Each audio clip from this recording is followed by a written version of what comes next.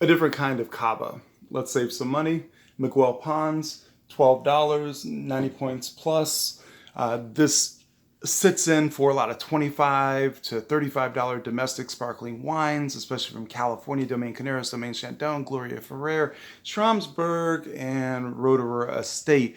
That's what it reminds me of much more than most Cavas that I taste. I taste a lot of Cava around this price point, some a little cheaper. For me, they kind of have a whetstone. Sometimes the lime starts to transcend into more of kind of a almost a mossy flavor, and that's just not my thing. There's nothing wrong with that style, and in fact, a lot of $200, $300, $400 bottles of champagne, they base their entire house style on that kind of a whetstone, cellar, wine cellar, underground kind of a note. They find sophistication in that. For me, it's just something that I struggle with. I try to keep an open mind to every style of wine, every kind of wine. But when it comes to Cava, this particular one happens to be one of my favorites right now. And I drink a lot of Cava. Every minute's always a good minute to open a bottle of sparkling wine.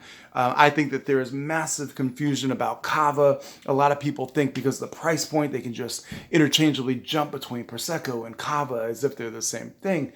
They're very much different to me. I do find that most Cava, not this Cava, but most Cava, have a little bit of an extra bitter dryness to them that I think is very different than the very fruity, very floral Prosecco that most people are used to tasting or having from Italy. Cava is the national sparkling wine of Spain. If you really like domestic sparkling wine or Cape traditional South African sparkling, Australian sparkling, you're gonna love this wine. And it's gonna deliver compared to wines 2 or 3 times its price. If you're looking for a really dry, lean, crisp, edgy, classic champagne, move on. This isn't the one. If you're looking for a really fruity, floral, almost implying a sweetness kind of Prosecco, not the one, move on. But if you're looking for something that's a great, a little better than everyday, kind of mouth-filling, nice, sparkling wine that's going to work great with or without food, this is a great wine for you. So if that sounds good to you, let's talk a little bit more about the wine. First thing, I get a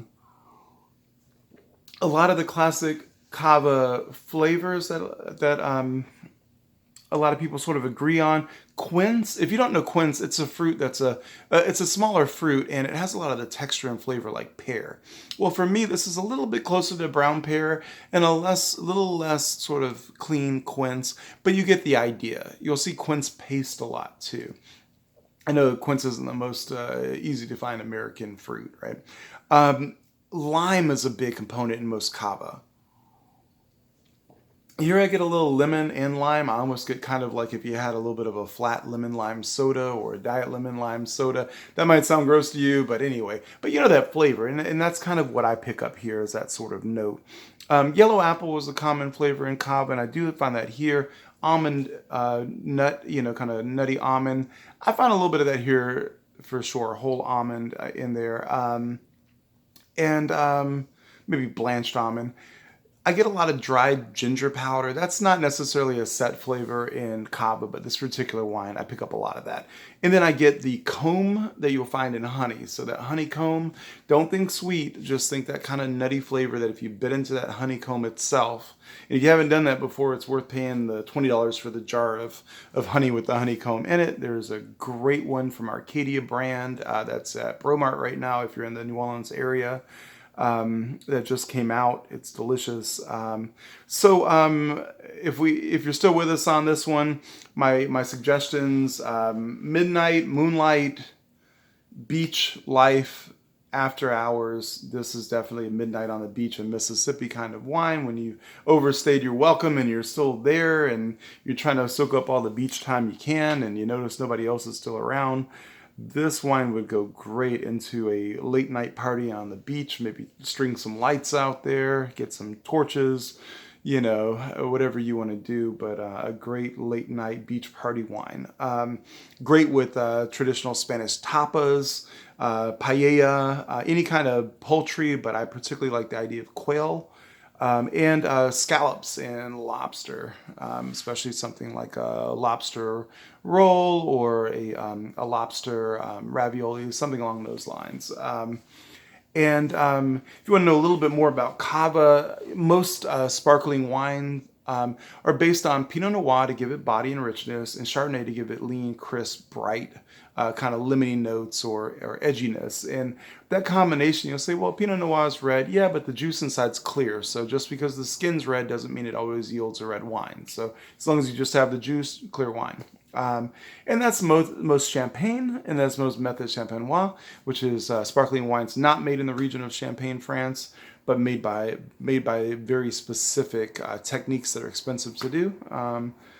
That's the typical. Prosecco is actually the Prosecco grape, which now has a new name, RN, because the government in Italy didn't want people to start labeling their wines outside of Italy as Prosecco because they were growing the grape. So they're trying to find a way to keep the monopoly on that market name. And so Prosecco is typically made in a tank. Most cheap American sparkling are made in tank.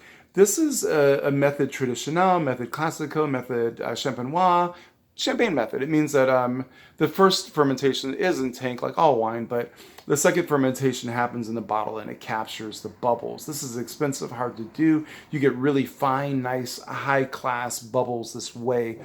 And so that's why you pay a little extra, but because the cost of the land, the production, the labor, and everything in Spain is so much less expensive, you can enjoy that same quality of production, that same quality method for maybe 1/3 the price that you could in California or France. Cava, how is it a little different? Cava in general, while it's doing the same method as champagne in champagne style wines, it's three very different grapes. Xarel-lo, spelled like Xarel-lo, which has three different pronunciations depending on if you're speaking in English, Catalan, or if you're speaking in other Spanish dialects.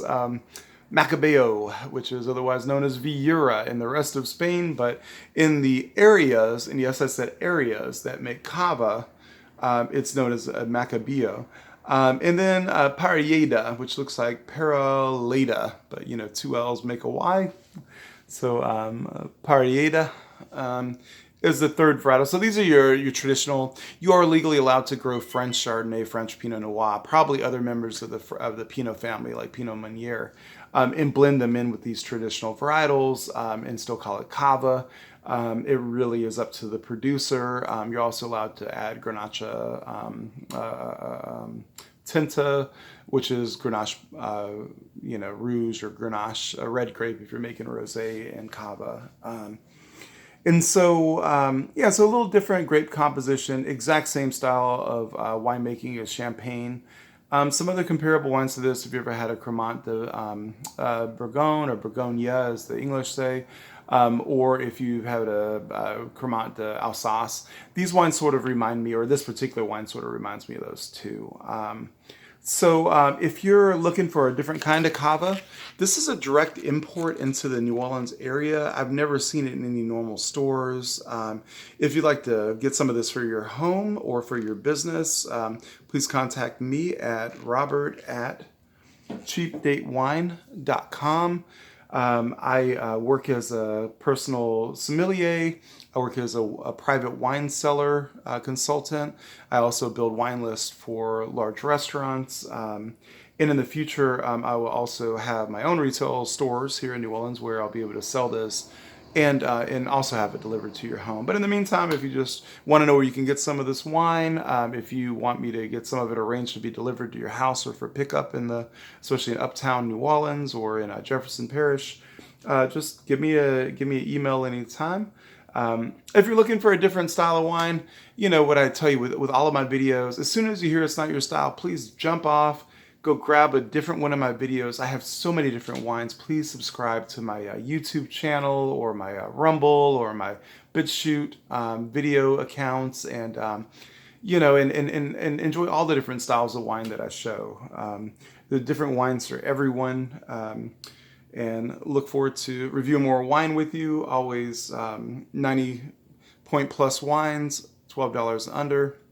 Robert Fitzmaurice O'Malley, your sommelier and chef at large. Cheers.